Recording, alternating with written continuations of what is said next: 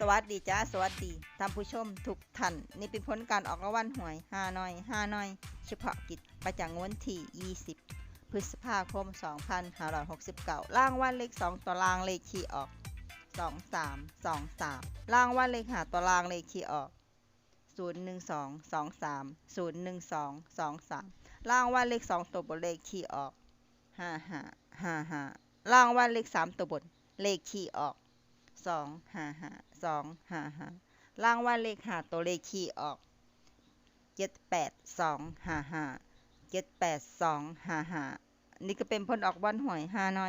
ยเฉพาะกิจประจำวันที่20พฤษภาคม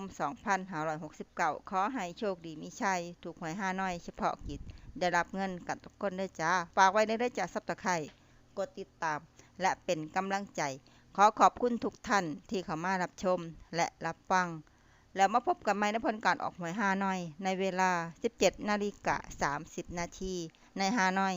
พิเศษสำหรับครั้งนี้ขอบคุณและสวัสดีจ้า